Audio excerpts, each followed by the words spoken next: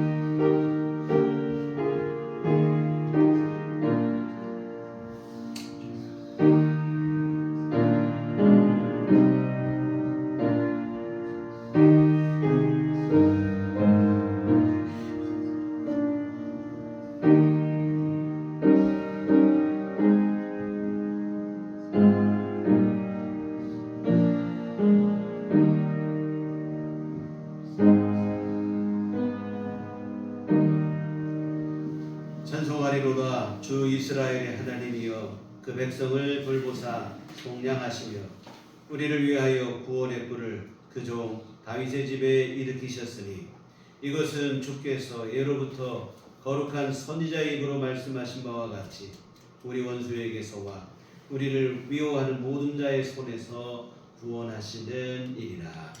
아멘. 다 같이 자리에 일어나셔서 찬송가 28장 찬송가 28장 찬송하시겠습니다.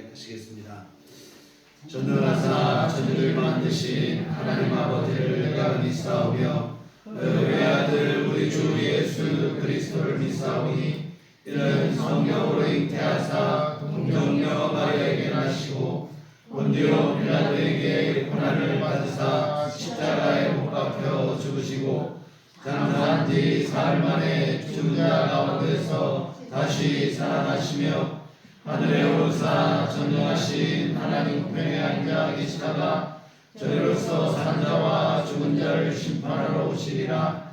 성령을 믿사오며 거룩한 공예와 성도가 서로 교통하는 것과 죄를 사하여 주시는 것과 몸이 다시 사는 것과 영원히 사는 것을 믿사옵나이다. 아멘. 성시교독은 교독문 119번 성탄절 말씀을 함께 교독하시도록 하겠습니다. 교독문 119번입니다. 여호와의 영광이 나타나고 모든 육체가 그것을 함께 보리라. 이는 여호와의 입이 말씀하셨느니라. 베들레헴 에브라다야 너는 유다 족속 중에 작을지라도 이스라엘을 다스릴 자가 내게서 내게로 나올 것이라. 그의 근본은 상고의 영원에 있느니라. 이는 한 아기가 우리에게 낳고 한 아들을 우리에게 주신 바 되었는데 그의 어깨에는 정사를 메었고 그의 이름은 기묘자라 보사라 전능하신 하나님이라. 영존하시는 아버지라 평강의 왕이라 할 것입니다. 그 정사와 평강의 더함이 무궁하며 또 다윗의 왕좌와 그의 나라에 군림하여 그 나라를 굳게 세우고 지금 이후로 영원히 정의와 공의로 그것을 보존하실 것이라. 천사가 이르되 무서워하지 말라. 보라 내가 온 백성에게 미친 큰 기쁨의 좋은 소식을 너희에게 전하노라. 오늘 다윗의 동네에 너희를 위하여 구주가 나셨으니 곧 그리스도 주시니라. 아멘. 성경은 찬송가 1장입니다.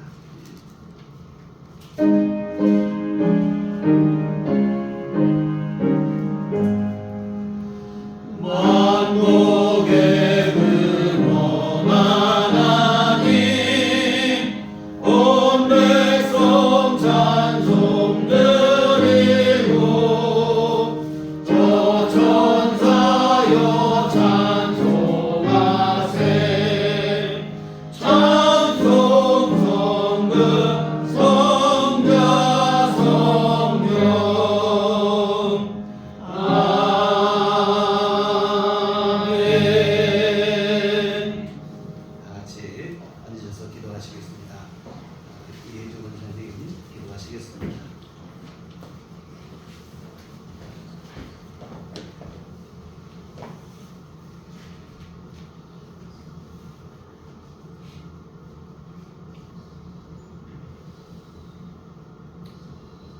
할렐루야. 우리의 구세주 예수 그리스도의 탄생을 기념하고 축복하는 성탄 예배로 우리들을 이 자리에 모이게 하심을 진심으로 감사합니다. 아멘.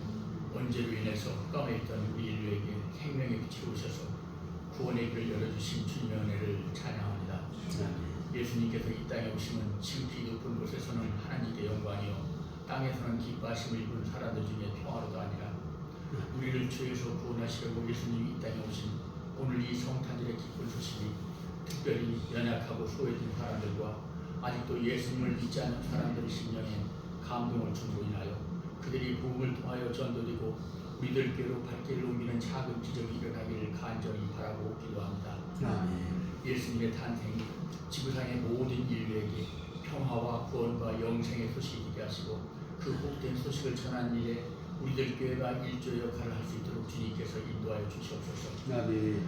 베들레헴의 작은 마구간에서 시작된 주님의 탄생은 이 시대의 인류에게 구원과 희망과 사랑의 빛으로 남아서 어제도 오늘도 그리고 내일도 영원까지 우리들 삶의 이정표가 되어서 우리들의 삶을 지탱하고 견인하며 앞길을 밝히는 생명으로 존재하고 있음을 또한 감사합니다.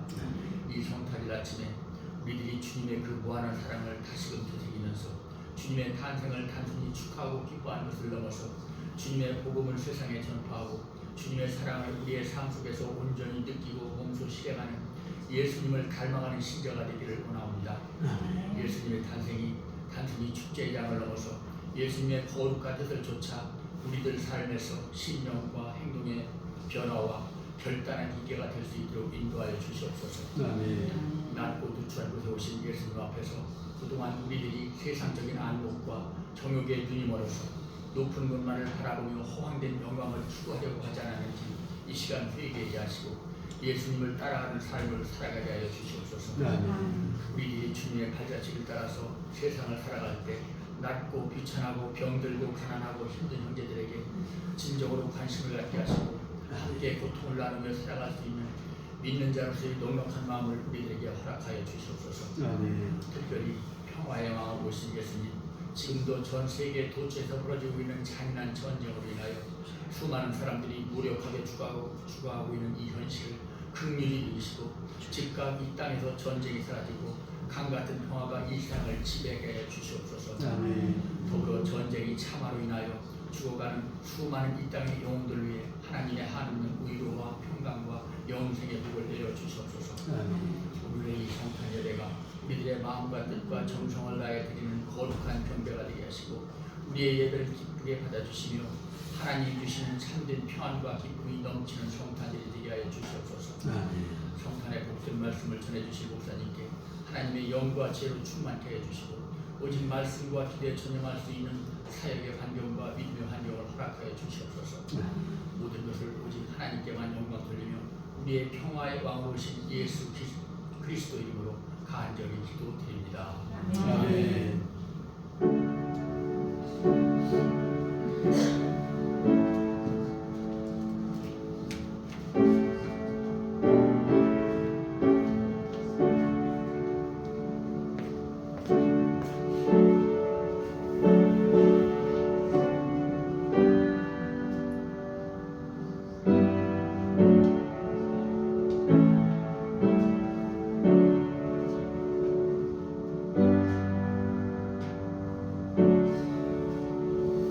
주님과 주신 기도하시겠습니다.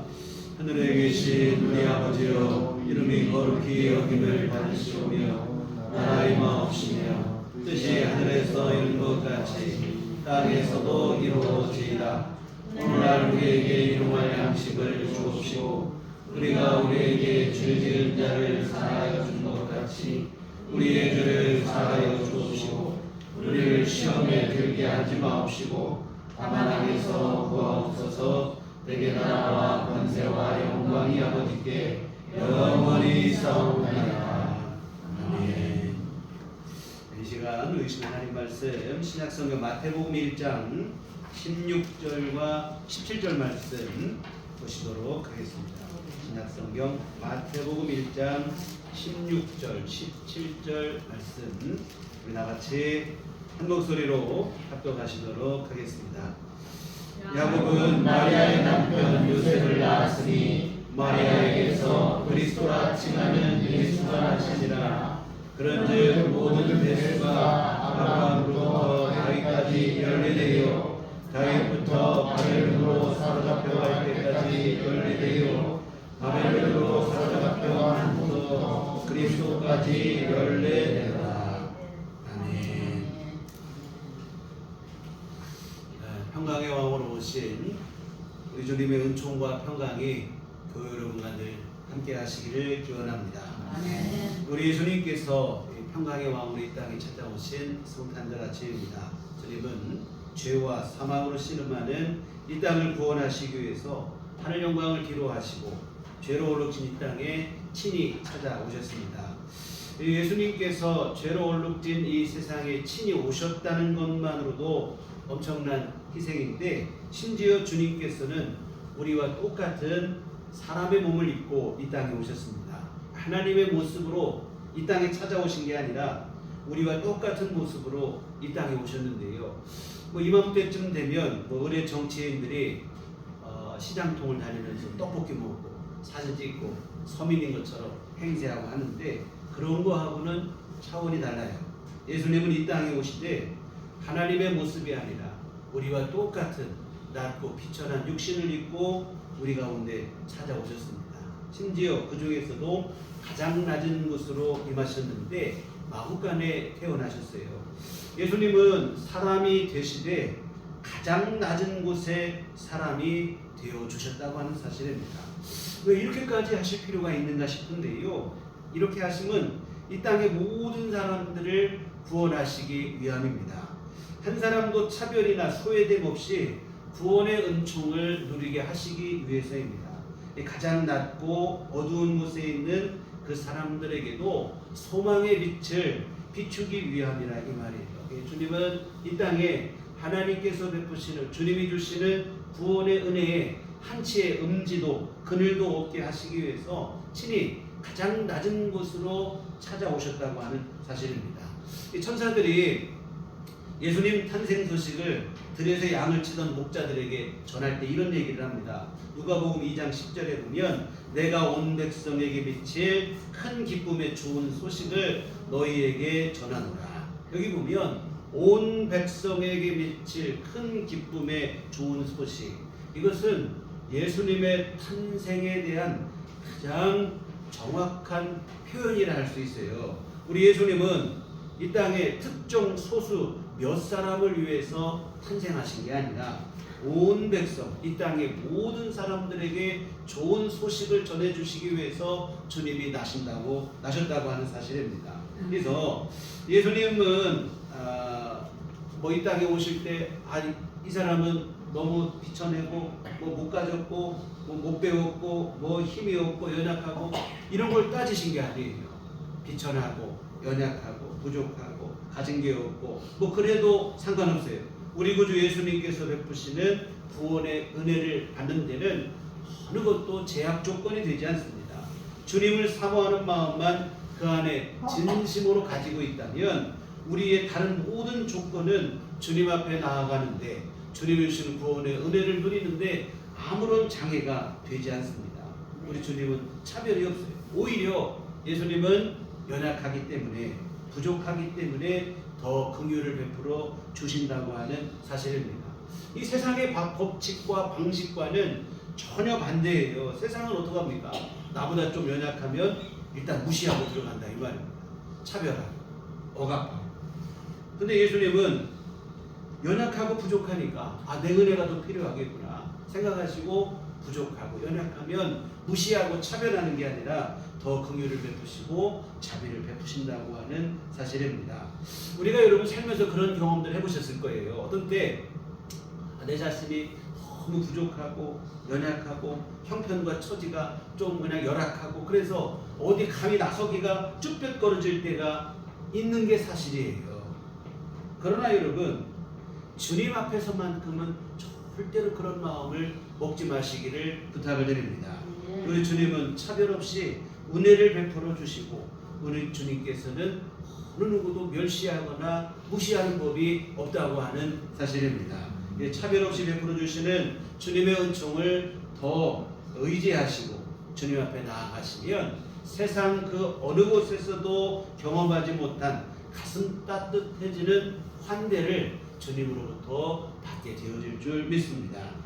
네, 오늘 본문에도 보시면 예수님께서 모든 사람을 차별하지 않으시고 은혜를 베푸신다는 사실을 확인할 수 있는데요. 오늘 본문은 아브라함 때로부터 시작해서 예수님까지의 족보인데 이 족보하고 은혜하고 무슨 상관이 있는가 싶으실 텐데 우리가 이 예수님의 족보를 통해서도 주님께서 모든 사람에게 은혜가 되시고 차별 없는 은총이 되신다는 사실을 우리가 알 수 있어요. 오늘 본문의 족보를 우리가 다 보진 않았어요. 1절부터 시작됐는데 오늘 본문의 예수님의 족보에 보시면 여성들의 이름이 5명이 나와요.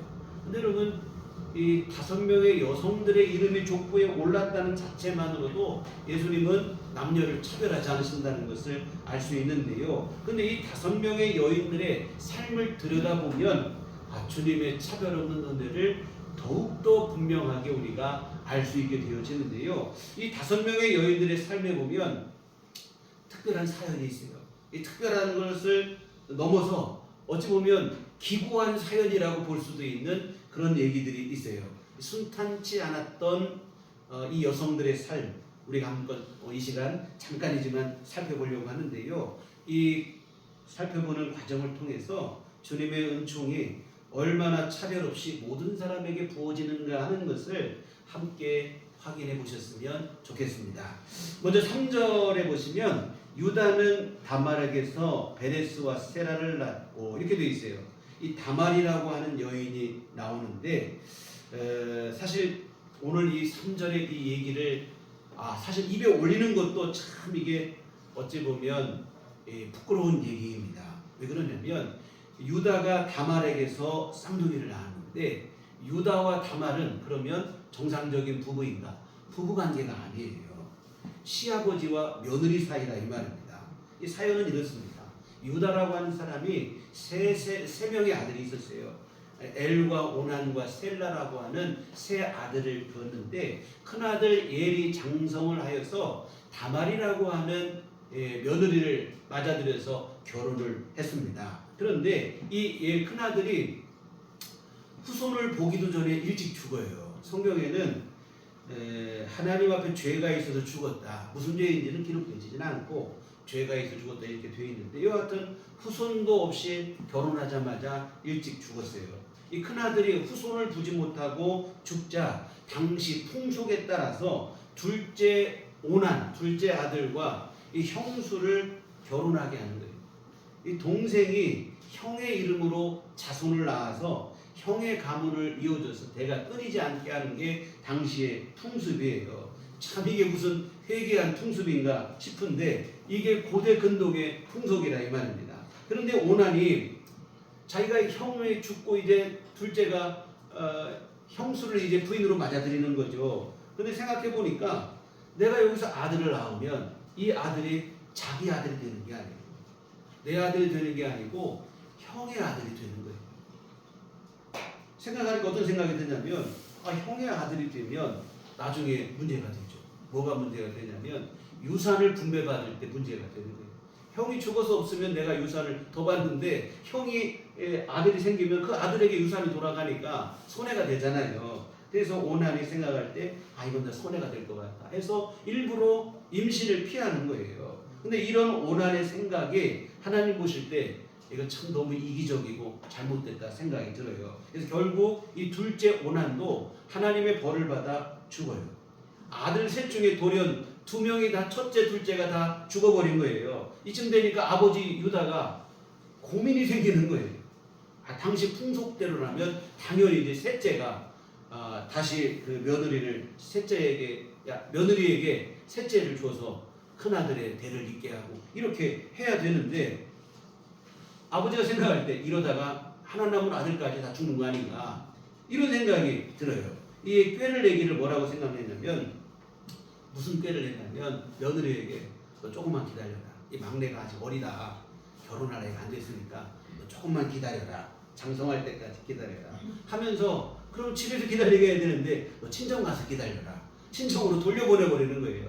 친정으로 돌려보내고 기다리고 있으면 내가 부르겠다 뭐 이런 얘기인데, 말로는 부르겠다고 기다리라고 했지만 사실은 막내를 주지 않으려고 하는 속셈이었던 거예요.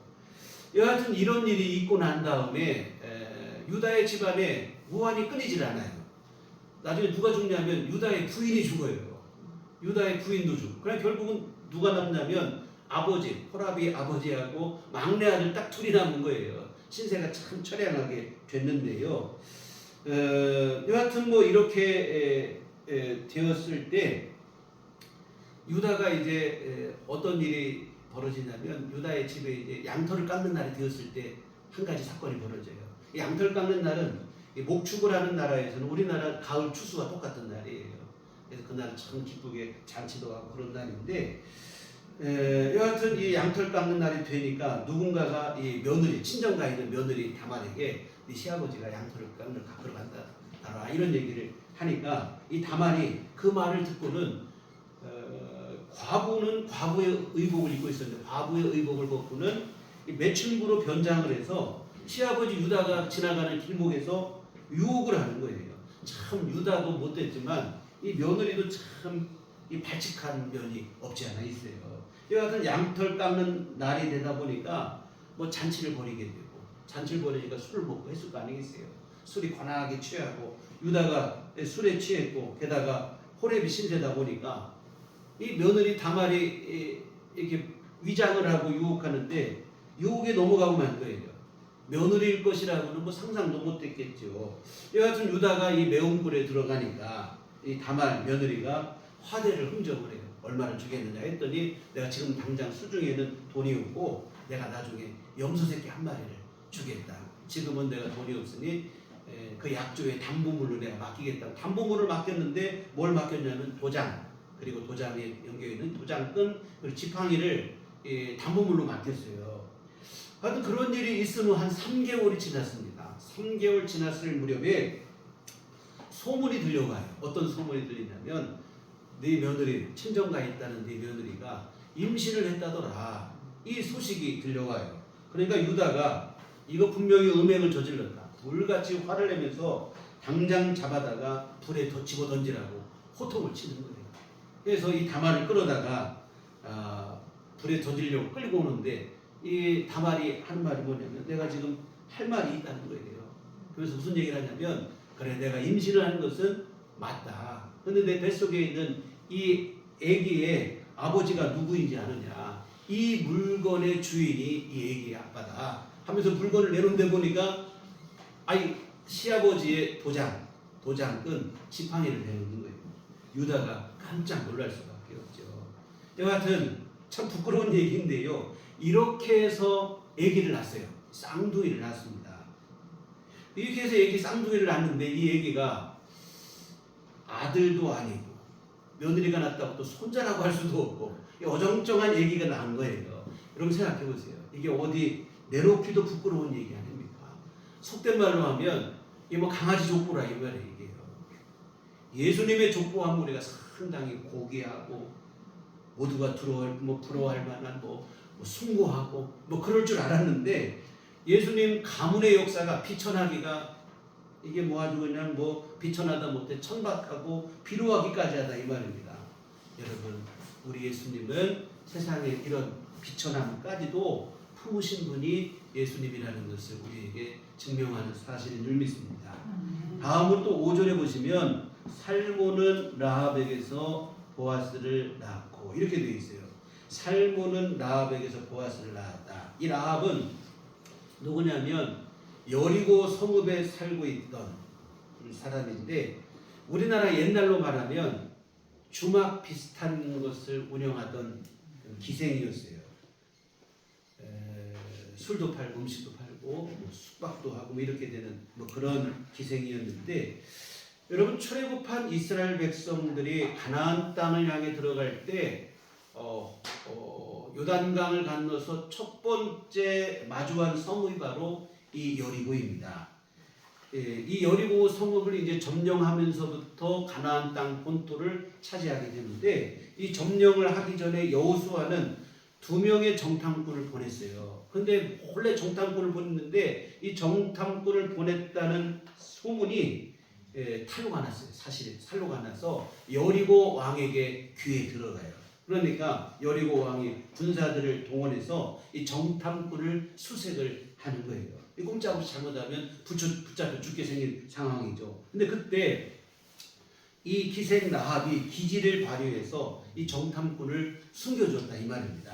사실 정탐꾼을 숨겨주는 것은 상당히 위험한 일이에요. 적군을 숨겨준다는 것은 자기 민족으로 보면 명백한 이적 행위가 되잖아요. 이게 실패로 돌아갈 경우 본인도 죽을 수 있다 이 말이죠. 그럼에도 불구하고 숨겨진 이유는 뭐냐면 성경에 보면 하나님께서 이 여리고 성읍을 이스라엘 백성들에게 허락하셨다는 사실을 이 라합이 알았기 때문에 그래요. 사실 라합은 하나님에 대해서 알지 못하는 이방 여인입니다.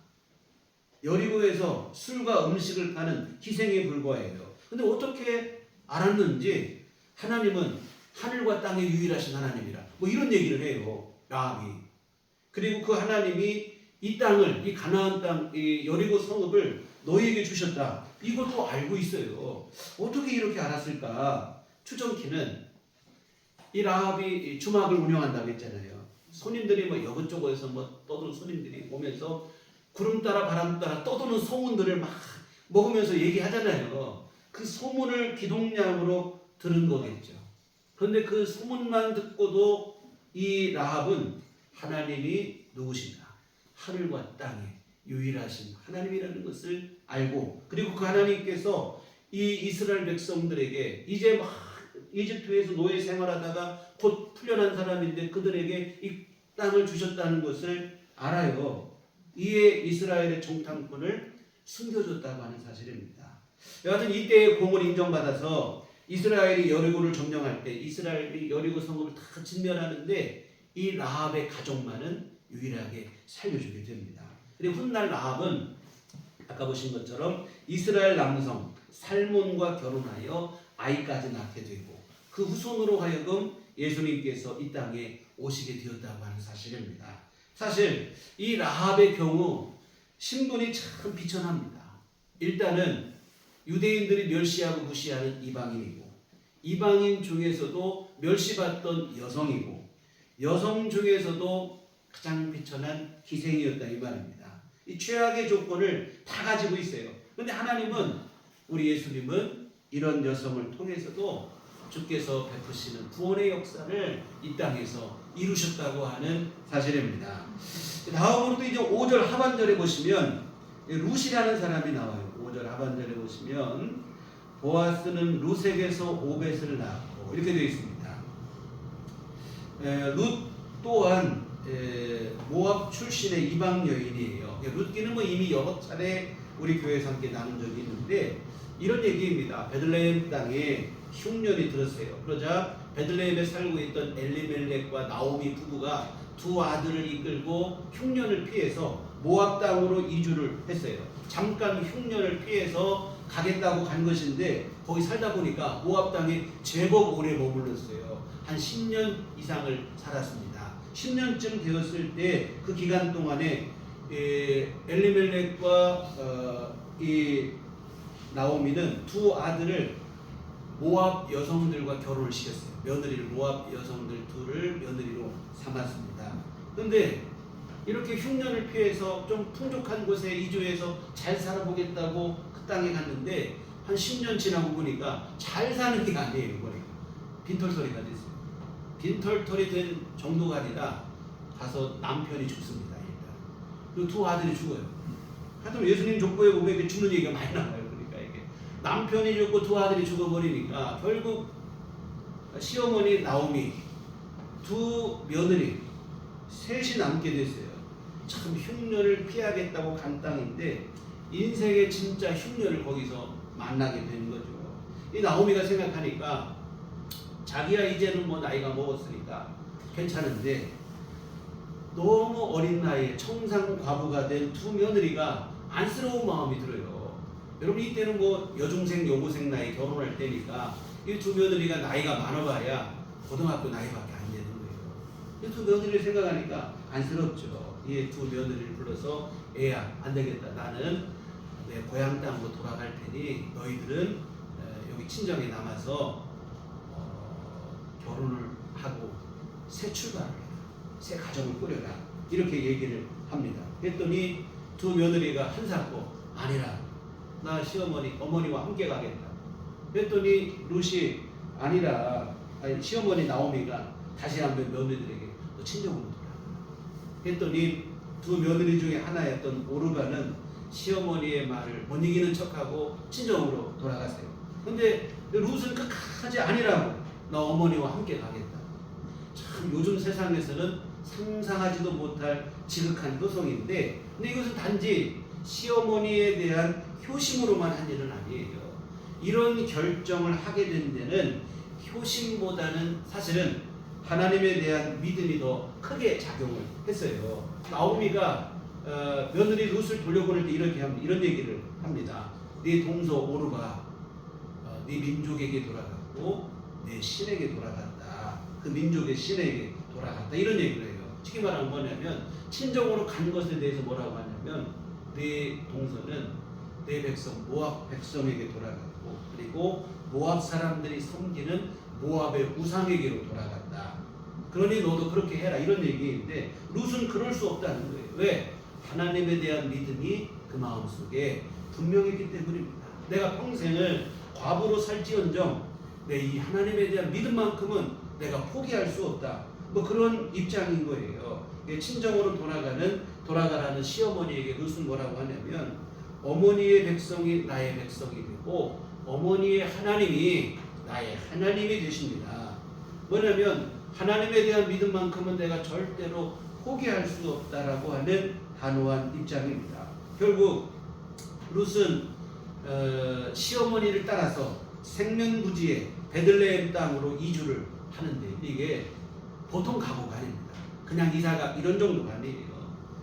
평생 내가 홀 시어머니 모시면서 나도 과부로 살 각오를 했다. 이 각오 없이 할 수 없는 결단이라 이 말입니다. 이 재혼을 통해서 새 출발을 해서 아무리 내가 행복한 가정을 이룰 수 있다 한들 하나님을 떠나면서까지 얻는 행복이 무슨 행복이 되겠는가 이런 생각이에요.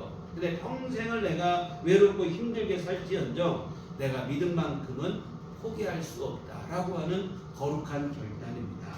참 대단한 믿음인데 이런 룻에게 하나님께서도 그를 외면하지 않습니다. 믿음으로 나오니까 하나님께서 그를 복되고 선한 길로 인도하셔서 오늘 본문에 나오는 보아스라고 하는 사람을 오늘 시간이 다 아니어서 그런 얘기 다 못하고 극적으로 그를 만나게 하시고 가정을 이루게 하시고 자손을 낳게 하시고 그 후손을 통해서 이 땅에 예수님을 오게 하시며 이와 같은 이 기구한 운명의 룻으로 하여금 예수님의 족보에 당당히 이름을 올리게 했다고 하는 사실입니다. 이 아름다운 믿음의 역사죠. 그런데 여러분 룻도 그 중심에 있는 믿음은 누가 봐도 참 귀한 믿음이지만 겉의 외적인 조건들을 볼 때는 이 룻도 다 최악의 조건들이에요. 아까 말한 것처럼 이도 이방인이고 여성이고 그 중에서도 자식을 두지도 못한 과부입니다. 내세울 만한 게 하나도 사회적 약자 중에도 약자라 이 말입니다. 그런데 하나님은 그 안에 있는 믿음을 보시고 룻을 통해서 메시아의 혈통을 이어가게 하시고 구원의 역사를 이루셨습니다. 다음으로 6절을 보시면 이새는 다윗왕을 낳으니라 다윗은 우리아의 아내에게서 솔로몬을 낳았고 이렇게 되어 있어요. 다윗은 우리아의 아내에게서 솔로몬을 낳았다 이렇게 되어 있는데 우리가 이미 사무엘서 강해에서 보신 내용인데 참 이게 족보가 말이 안 되는 거예요. 누가 그 부인에게서 누구를 낳았다 이렇게 얘기를 해야 정상적인 족보 아니겠어요. 그런데 다윗은 우리아의 아내 남의 부인에게서 솔로몬을 낳았다 이렇게 되어 있어요. 말하면 이 족보가 참 꼬여도 너무 꼬이는 거예요. 이게 자기 부인에게서 뭐 아들을 낳았다고 해야 되는데 남의 부인에게서 자식을 낳았다 이렇게 되어 있는 부끄러운 역사죠. 다 아시는 내용이라 뭐 간략하게만 말씀을 드리는데 다윗이 충성스러운 장수인 우리야 장군의 아내를 가늠합니다. 물론 솔로몬은 이 우리야의 부인 밧세바와 혼인을 하고 난 다음에 낳긴 한 아들이긴 합니다만, 근데 성경은 오늘 본문에 뭐라 합니까? 밧세바를 다윗의 부인이라고 기록하지 않아요. 우리야의 아내라고 분명하게 적시하고 있어요. 왜 그러냐면 밧세바와 다윗이 간음을 하고 아내로 맞아들이는 과정이 너무 비열하고 악랄하고 비신앙적이기 때문에 그래요. 이 충성스러운 장수, 그 충성을 오히려 역이용해서 죽음으로 몰아넣고 그 부인을 빼앗은 일이라 이 말입니다. 철면피도 이런 철면피가 없죠. 이에 성경은 다윗과 밧세바의 관계를 정상적인 관계가 아니라 이렇게 폭로를 하고 있어요. 참 이 내용은 누가 할까 부끄러운 일인데요. 이 또한 예수님의 족보의 흠결이라 이 말입니다. 감추고 싶은 치부죠. 근데 예수님은 그런 역사를 통해서 예수님이 이 땅에 나시게 되었다고 하는 사실입니다. 마지막으로 이제 한 여성이 더 나오는데 16절, 야곱은 마리아의 남편 요셉을 낳았으니 마리아에게서 그리스도라 칭하는 예수가 나시니라. 이렇게 되어 있습니다. 예수님의 부모님에 대한 기록입니다.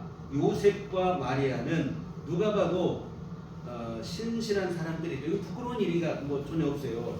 오히려 존경받을 만한 일들이죠. 예수님께서 성령으로 잉태되어 메시아로 오셨다는 것을, 사실 우리 지금 우리 성경을 통해서 뭐 예수님이 성령으로 잉태되시고 뭐 이것을 분명히 믿고 잘 알고 있는데, 마리아와 요셉은 들어본 적도 없어요. 본 적도 없다 이 말입니다. 아이를 낳으면 남성과 여성 사이에서 나오지 성령으로 잉태되는 게 말이 되느냐. 듣지도 못한 일입니다. 여하튼 뭐 성령으로 잉태된다고 하지만 그것도 결혼도 하지 않았어요. 아직 약혼만한 상태인데 마리아가 임신을 했다고, 이건 누가 봐도 명백한 음행이 되어집니다. 사람들의 손가락질, 비난, 비웃는 시선 감당할 수밖에 없어요. 요셉도 그렇고 마리아도 그렇고 이게 참 간단한 문제가 아니에요. 그럼에도 이 두 사람은 믿음의 결단을 해서 예수님이 이 땅에 오시는 통로로 이 부부가 사용이 되었다 이 말입니다. 여하튼 예수님이 이 땅에 태어나셨다고 생각해 보세요. 야, 너는 아버지도 없는 자식이다. 사람들이 비난하지 않았을 거라 이 말입니다. 너 아버지가 누군지도 모르는 사생자라고 예수님도 놀림을 받고 자랐겠죠. 그래서 예수님의 탄생에는 우리가 알고 있는 것처럼 전혀 부정한 일은 없지만, 그러나 정황상으로 보면 사람들의 비난과 조롱을 받았을 것이 분명한 상황이라 이 말입니다. 그렇게 해서 예수님이 이 땅에 오신 거예요. 여하튼 예수님의 족보를 우리가 지금 잠깐 한번 살펴보셨는데요. 참 기가 막힌 사연들이 많습니다. 예수님이 좀 더 좋은 가문, 좀 더 그냥 거룩하고 숭고한 족보를 가지고 이 땅에 오실 일이지 왜 이런 부끄러운 일들로 얼룩진 가문을 통해 오셨을까 싶을 정도입니다. 요즘 여러분 여성들이 아이를 낳고 싶다 했는데 결혼을 하기 싫고, 그래서 뭐냐면 남성의 정자를 기증받아서 아이를 낳는데 엄청나게 따져본다는 거예요. 머리는 좋은지, 가문은 괜찮은지, 이 사람이 어떤 성품인지 모든 걸 다 따져서 이렇게 기증을 받고 아이를 임신하고 이렇게 한다는 거예요. 강아지도 마찬가지예요. 강아지도 뭐 이렇게 어디 가서 이게 뭐냐면 그 족보를 다 따져가지고 이 강아지도 이렇게 교접을 하고 이렇게 교배를 하고 한다 이 말입니다. 여하튼 예수님이 이 땅에 오시는데 그런 거 안 따져볼 수 있는, 좀 더 거룩하고 좀 아름다운 얘기로 미화되고 막 이런 가문을 통해서 예수님이 오시면 좋을 것 같은데, 예수님의 십자가 오신 족보를 보면 부끄러운 일들이 너무 많아요. 이게 입에 올리기도 참 이게 사실은 부끄러운 얘기들이 있고 그렇다 이 말입니다. 왜 이렇게 오셨을까 싶지만 사실은 이게 바로 예수님의 사랑과 은총을 우리에게 분명하게 증명해주는 사건들이다 이 말입니다. 여러분, 예수님께서 마구간 말구유에 나신 것과 오늘 예수님의 족보는 그 맥을 같이 하고 있는 거예요. 예수님은 가장 낮은 곳에서 모든 사람에게 구원의 은총을 베푸시고 싶었던 것이라 이 말입니다. 그래서 세상에 뭐 빛이 있으면 그림자가 있잖아요.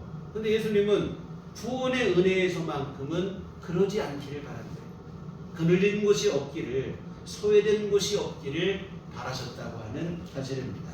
사랑하는 성도 여러분, 우리 주님은 이 땅의 모든 영혼을 구원하시기 위해서 이 땅에 오셨습니다. 가장 낮은 곳, 가장 소외된 곳, 가장 고독한 곳에까지 구원의 은혜를 주님은 베푸셨다고 하는 사실입니다. 여러분, 아까도 말씀드렸지만 우리 안에 참 때로는 우리 스스로 우리 자신을 봤을 때도 참 내가 한없이 나약하고 부족하고 뭐 자신감이 떨어지고 그럴 때가 있어요. 또 살다가 신앙생활을 할 때도 뭐냐면 나 같은 사람도 주님의 은총을 입을 수 있을까, 뭐 이런 생각이 들 때가 있어요. 스스로를 생각할 때 우리 스스로 너무 실망스럽고 나는 정말 구제불능인 것 같다 하는 그 생각에 절망적일 때가 있어요. 아무리 주님이라도 나 같은 사람까지도 구원하시겠는가, 이런 데 실망한 실망스럽고 절망적인 모습까지도 주님께서 품어주실까 싶은 그런 때가 있는데요. 여러분, 아니라 이 말입니다. 우리 주님은 주님의 은혜를 간절히 바라고 주님의 은총 앞에 그 마음이 진심이기만 하다면 우리가 어떤 모습일지라도 상관하지 아니하시고 우리에게 은혜를 기꺼이 베풀어 주시는 줄 믿습니다. 그래서 언제나 우리에게 소망이 돼 주신다고 하는 사실입니다. 주님의 은혜를 바라는 마음이 진심이기만 하면 주님은 기꺼이 은혜를 주세요. 여러분, 마구간 말고요, 예수님에게 자리를 내어두는 것이 거기밖에 없어요. 근데 예수님이 나 이거 가지고 못 오겠다 하신 게 아니고 기꺼이 그 자리로 주님이 오신 것처럼 우리가 한없이 부족하고 연약하고, 우리가 여러분 뭐 믿음 있는 것 같다가도 어떤 때는 참 절망스럽고 스스로 생각해도 참 이거밖에 안 되는가 싶을 때가 있잖아요. 그러니까 여러분, 그럴지라도 내가 주님 앞에 다시 회복되고 싶은 마음이 있고 주님의 은혜를 바라는 간절한 마음이 있고 그 마음이 진심이기만 하다면 주님은 실패와 절망과 실수의 그 자리에도 소망의 문을 열어주실 줄 믿습니다. 여기서 우리가 주님의 그 은혜를 늘 의지하시기를 부탁을 드립니다. 예수님은 수고하고 무거운 짐진 자들아 다 내게로 오라, 내가 너희를 쉬게 하리라고 하셨어요. 뭐 어떤 사람만 아니고 뭐 잘 사는 사람, 괜찮은 사람이 아니고 수고하고 무거운 짐진 사람이 다 오라는 거예요.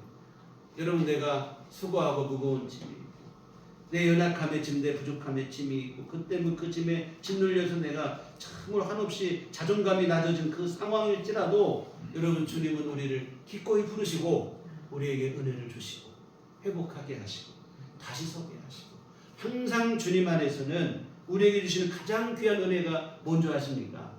다시 시작하게 하시는 은혜인 줄 믿습니다. 저는 늘 그 생각을 해요. 참 세상에서는 내 모든 것 다 없이 하고 다시 시작 안 돼요. 세상 그게 쉽지 않습니다. 주님 안에서는 주님께서는 모든 것 다 무시하시고 새롭게 시작하시는 은총을 우리에게 베풀어 주시는 줄 믿습니다. 그래서 여러분, 어떤 경우라도 어떤 이유로라도 주님 앞에 나가는 일을 주저하지 마시기를 주님의 이름으로 부탁을 드립니다.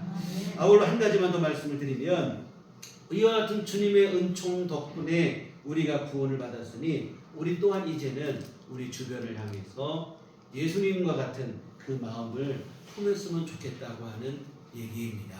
아까 권사님 기도하실 때도 우리가 낮은 곳을 향하고 소외된 곳을 향하고 이런 기도를 했는데 정말 우리의 마음과 관심과 시선이 그런 곳을 향할 수 있었으면 좋겠습니다.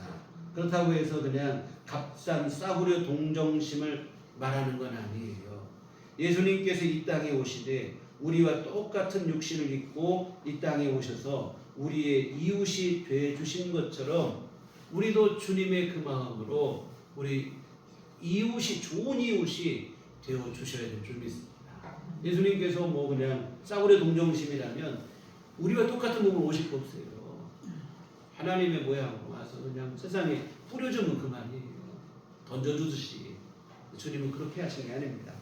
우리와 똑같이 되어주시고, 예수님의 또 다른 이름이 임마누엘이잖아요. 하나님이 우리와 함께 하신다는 뜻인데, 예수님은 우리에게 그냥 도와만 주시고 이런 게 아니에요. 예수님은 우리를 구원만 하시고 끝난 게 아니고 우리와 함께 하시는 줄 믿습니다. 우리 이웃이 되어주시는 거예요. 여러분, 우리도 그런 마음으로 우리 이웃을 향하여 예수님의 마음을 품을 수 있었으면 좋겠습니다. 그래서 요즘 가끔 그런 얘기들이 많이 나와요. 그들만이 사는 세상이라는 얘기 나오는데요. 그런 마음 없기를 부탁을 드립니다. 여러분, 세상 뭐 잘났다고 생각하며 자기만의 세상을 누리지만 잘나면 또 얼마나 잘납니까? 세상에. 또 못나면 또 얼마나 못나고, 연약하고 부족하고 주님 은혜로 살아가는 존재인 것은 누구나 다 똑같은 줄 믿습니다. 그래서 우리가 진심으로 모든 이들을 마음에 품어주며 예수님과 같은 그 마음을 갖고 친히 함께 그냥 뭐 몇 푼 적선하듯이 나누는 이게 아니라 진심으로 함께 삶을 나누는 좋은 이웃들이 되시기를 부탁을 드립니다. 그래서 주님의 낮아지심, 이 성탄절에 우리 주님의 그 낮아지심을 진심으로 감사하시면서 예수님의 그 마음으로 우리 또한 낮아지는 삶을 실천하시는 우리들 교회 온 교우들 되시기를 주님의 이름으로 축원합니다. 기도하시겠습니다. 우리 주님의 귀하신 그 은총을 진심으로 감사를 드립니다. 우리를 구원하러 오시되 우리와 똑같은 육신의 몸을 입고 이 땅에 오시어서 그 중에서도 가장 낮은 곳에 오시어서 이 땅의 모든 이들을 향하여 수고하고 무거운 짐진 자들아 내게로 오라 하시며 구원해 주시는 주님의 귀하신 은총을 진심으로 감사를 드립니다. 이 귀한 은혜를 우리 늘 마음에 새기게 하시며 감사하게 하시고 또 예수님의 그 마음을 우리 이웃을 향해 흘려보낼 수 있는 삶을 살아가는 성숙한 믿음이 되게 하여 주시옵소서. 예수님 이름으로 기도했습니다. 아멘. 찬송가 126장 찬송가 126장 찬송하시겠습니다.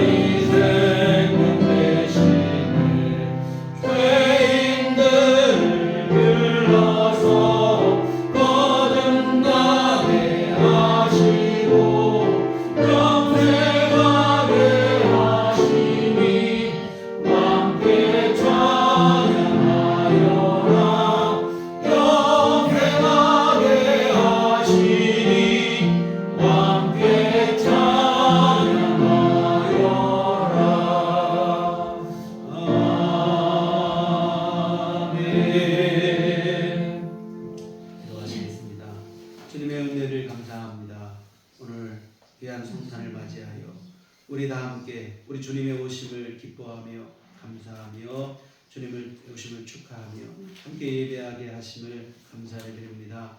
우리 주님이 오셔서 우리에게 부신 구원의 은총을 진심으로 더욱더 감사를 드립니다. 이 은혜를 늘 우리 마음속에 새기며 믿음으로 살아갈 수 있도록 주께서 또한 우리에게 앞으로도 더 큰 믿음을 주실 줄 믿사오고 감사를 드립니다. 이 모든 감사를 모아 주님 앞에 이 헌금을 드립니다. 하나님 기뻐하시며 주님의 귀한 일을 이루게 하시고 정성껏 헌금을 드리고 몸과 마음을 드린 모든 심령들을 기뻐하시며 한량없는 은혜로 함께 하시되 임마누엘 주님께서 우리의 삶의 매 순간마다 우리와 함께 하시고 동행하여 주시옵소서.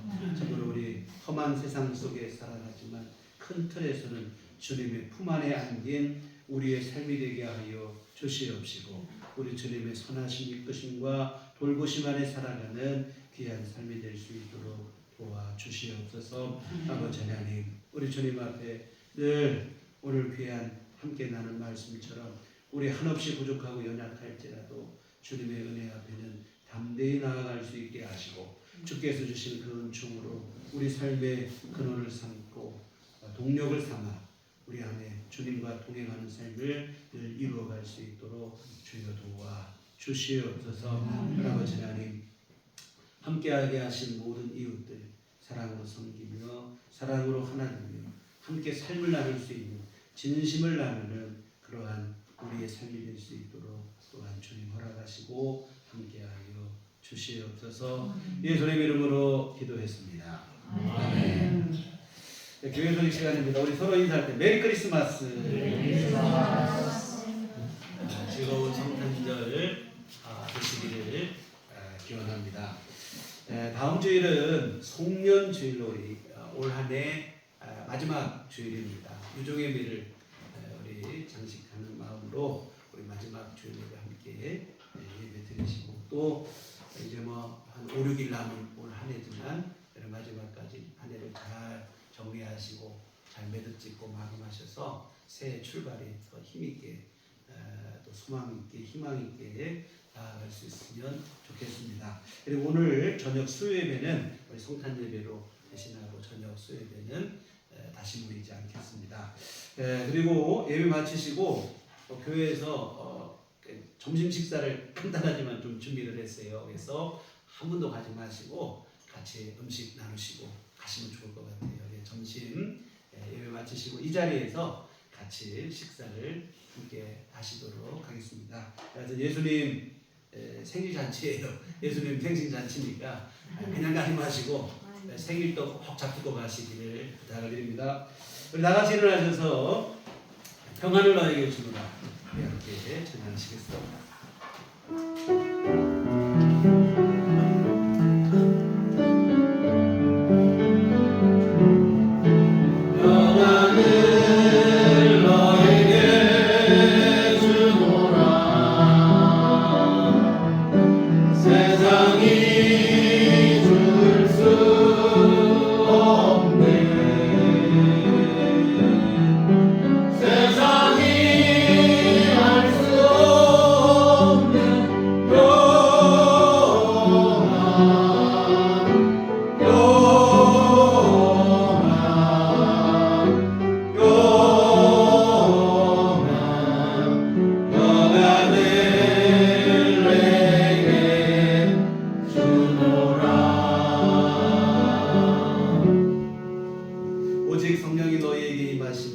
너희가 권능을 받고 예루살렘과 혼주대와 사마리아와 땅끝까지 이르러 내 증인이 되리라. 우리가 주의 증인이 되겠습니다. 이제는 평강의 왕으로 오신 우리 주 예수님의 구속의 은혜와 하나님 아버지의 그 크신 사랑하심과 성령님의 위로의 능력사 감화감동 충만하시니 주의 교회 위에와 우리 주 예수님의 오심을 기뻐하며 그 은혜에 의지하며 살고 우리 주님의 마음을 갖고 우리 이웃을 향해 나아가기를 소원하고 다짐하는 주의 모든 자녀들의 심령 위에 지금부터 영원토록 함께 하시기를 간절히 축원하옵나이다. 아멘.